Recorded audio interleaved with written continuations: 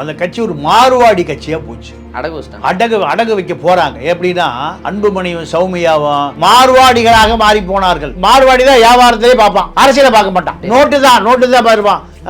சாப் இருங்கோ, நகையை கழட்டுங்கோ, அடமானம் வைங்கோ, காசு வாங்க, நீங்கள் போய்க்கோ, நம்ம அது வித்துறான். நகையை மீட்கவே முடியாது. கொள்கை ரீதியாக உருவாக்கப்பட்ட பாட்டாளி மக்கள் கட்சி வன்னியர் சங்கம் எங்கே பெட்டி கிடைக்கும், யார் பெட்டி கொடுப்பான், அங்கெல்லாம் வாங்குவதுதான் அரசியல் நிலைமைக்கு அன்புமணி கொண்டு வந்துட்டார். தமிழ் வன்னியர்கள், நான் சாதியா அவர்களை நான் பிரிக்கிறேன். நான் அந்த கட்சியில் இருந்தவன் தான்.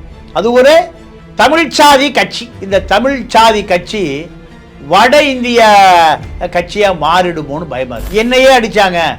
பேட்டியில சொல்றாரு, பேட்டி வரல.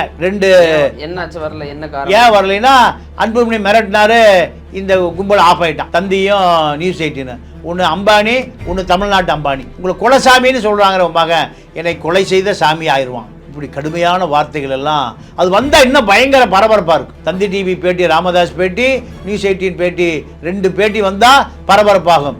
இது தமிழ்நாட்டினுடைய ஜேர்னலிசா எங்கே முடங்கி போயிருக்குமா? அன்புமணி மிரட்டலுக்கு காணாமல் போச்சு. அறம்நாடு நேயர்களுக்கு அன்பு வணக்கம். இன்று நம்மோடு இணைந்திருப்பவர் மூத்த பத்திரிகையாளர் தமிழா பாண்டியன் அவர்கள். ஐயா வணக்கம். வணக்கம். இப்போ இந்த கூட்டணியில் இன்னொரு கட்சி இணையமானு உங்கள் பெரிதளவில் 2 கட்சிகளை கூறி வைக்கிறாங்க. ஒன்று பாமக ஆட்டோமேட்டிக்காக வந்துருங்கிற ஒரு தேவை இருக்குது. இன்னொன்று தாவேக்காவை எப்படியாவது உள்ளே கொண்டு வரலாம் அப்படின்ட்டு. முதல்ல அந்த பாமக என்ன நிலைமை? ஏன்னா நல்ல செய்தி வரும் காத்திருங்கள்ங்கிற மாதிரி சொல்லிட்டு அப்பப்போ வராங்க, அப்டேட் தந்துட்டு போகிறாங்க. என்ன நடக்குது? இல்லை, இப்போது என்னென்னா, இப்போ அந்த கட்சி ஒரு மாறுவாடி கட்சியாக போச்சு. அடகு வைக்க போகிறாங்க. எப்படின்னா கொள்கை ரீதியாக உருவாக்கப்பட்ட பாட்டாளி மக்கள் கட்சி வன்னியர் சங்கம் எங்கே பெட்டி கிடைக்கும், யார் பெட்டி கொடுப்பான், அங்கெல்லாம் வாங்குவது தான் அரசியல் நிலைமைக்கு அன்புமணி கொண்டு வந்துட்டார். இப்போது ராமதாஸ் அவர் ஒரு 87 வயது முதியவர். இந்த முதியவருடைய ஆலோசனையை பெற்ற மகனே கேட்க மறுக்கிறார் என்கிற செய்தி வந்த பிறகு அத்தனை தமிழ் வன்னியர்கள், நான் சாதியா அவர்களை நான் பிரிக்கிறேன். நான் அந்த கட்சியில் இருந்தவன் தான். அது ஒரு தமிழ் சாதி கட்சி. இந்த தமிழ் சாதி கட்சி வட இந்திய கட்சியாக மாறிடுமோன்னு பயமாக இருக்குது. ஏன்னா தமிழ்நாட்டில் 90 to 2000 ஆட்சி காலத்தில் வட மாநிலங்களில் அதிகாரம் செலுத்திய கட்சி. 50 லட்சம் தமிழ்ச்சாதி வன்னியர்கள் இருந்த கட்சி இப்போ கழுத தேஞ்சு கட்டரும்பாயி 20 லட்சம் பேர் தான் இப்போ அந்த மக்கள் உணர்வோடு ஒட்டிகிட்டு இருக்கான். அதுவும் இன்னும் எவ்வளோ குறையுங்கிறது கூடிய சீக்கிரத்தில் தெரிஞ்சு போகும். இப்போது ராமதாஸுடைய தொலைக்காட்சி பேட்டி, 2 பேட்டி தந்தி டிவிலையும் நியூஸ் 18லையும் கண்ணீரை வடித்து கொடுக்குறார்.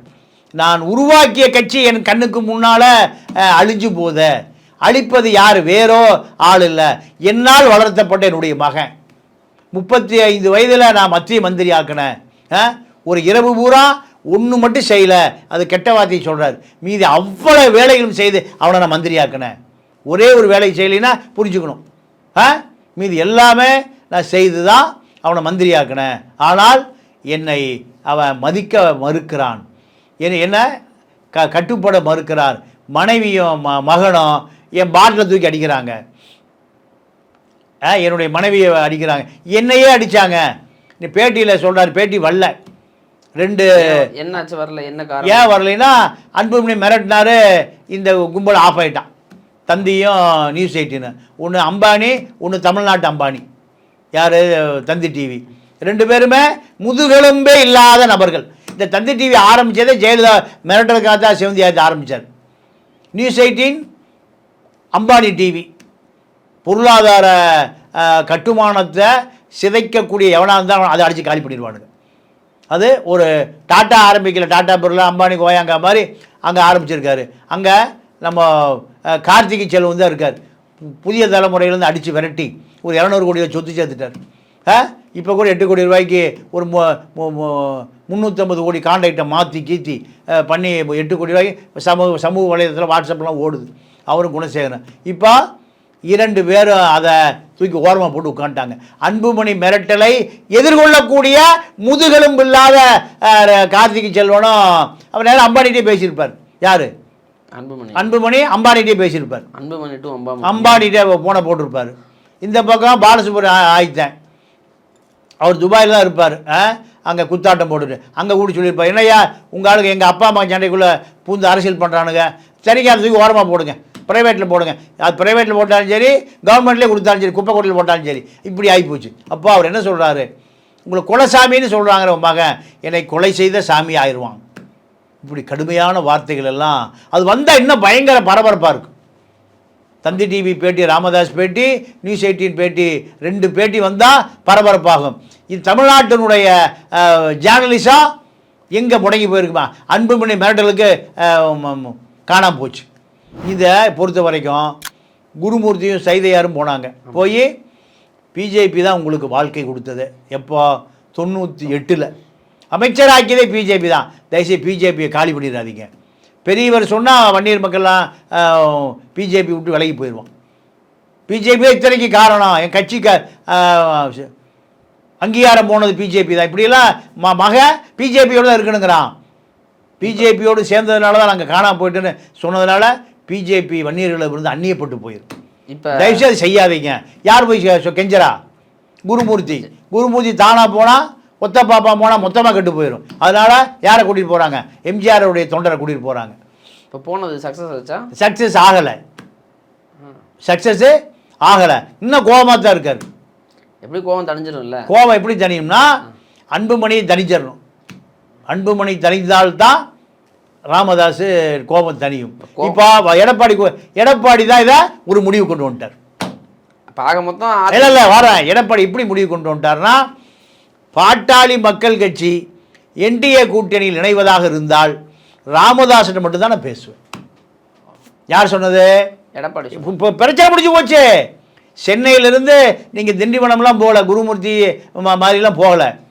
கிரீன்வேஸ் ரோட்லேயே உட்காந்து பாமகனா எனக்கு ராமதாஸ் தான் தெரியும், அன்புமணியே எனக்கு தெரியாது. என்டிஏ கூட்டணியில் கூட்டு வைப்பதாக இருந்தால் யாரோட? ராமதாஸோட தான் மேடையில் நான் ஏறுவேன். ராமதாஸ் இல்லாத பாமக எனக்கு அது பாமகவாக தெரியலை. அதனால் போய் அவரை கூட்டிகிட்டு வாங்கணுனையும் அன்புமணி சப்தமும் முடுங்கி இப்போ என்ன பண்ணிட்டு இருக்காரு? எப்படா அந்த பெருசை கூட்டிகிட்டு போகிறது எடப்பாடி சந்திக்க? அப்பா கிட்ட அமைதியாக சாந்தமாக பேசினா போகிறாரு. ஆமாம், இப்போ இதுதான் அப்பா மகன் எந்த காலத்துலையும் என்னை சந்திக்கக்கூடாதுங்கிறார். அவ்வளோ தூரம் அவரை தண்ணி பாட்டில் அடித்தாரோ இல்லை தண்ணியே பீச்சி அடித்தாரோ தெரியல, அவ்வளோ டார்ச்சர் பண்ணி அவரை பெத்த மகனை சத்ராதியாக பார்க்குறாரு. பயந்து பார்க்குறாரு. எங்கே தண்ணி பாட்டில் வருமானு பார்க்குறாரு. காலி பாட்டில் வந்தால் பரவாயில்ல, தண்ணியோடு வந்தால் இப்படி பார்த்துட்டு இருக்காரு. ஆக மொத்தம் அன்புமணியும் சௌமியாவும் மார்வாடிகளாக மாறி போனார்கள்.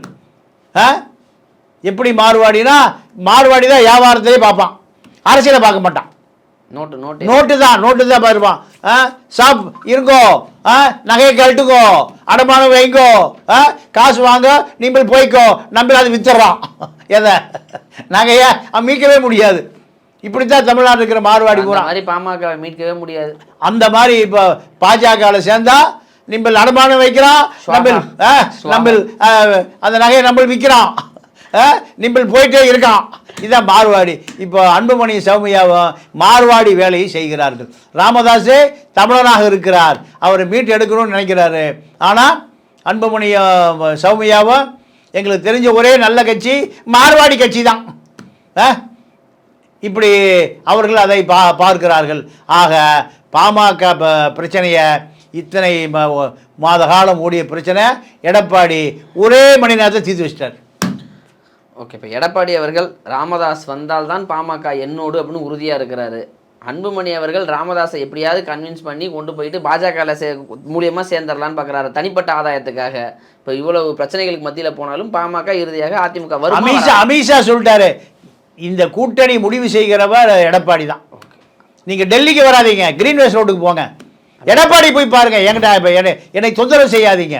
சரி, தமிழ்நாட்டில் தமிழ்நாட்டில் வந்து என்டிஏ கூட்டணியுடைய தலைவர் எடப்பாடி தான், முன்னாள் முதலமைச்சர். அவரை போய் பாருங்க, டெல்லிக்கே வராத போ, சலோ சலோ மிரட்டி விட்டார். இப்போ இதுதான் இப்போ அன்புமணி நேராக எங்கே திண்டிவனம் போய் பெரியவரோடு வந்தால் தான் எடப்பாடி கூட்டணி, இல்லைன்னா நடு ரோட்டில் தான் மீட்டணி தான்.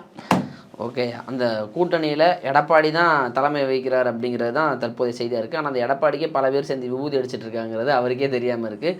அனைத்து விஷயங்களுமே பகிர்ந்துக்கிட்டீங்க. நேரம் கொடுத்ததற்கு நன்றி. நன்றி, வணக்கம்.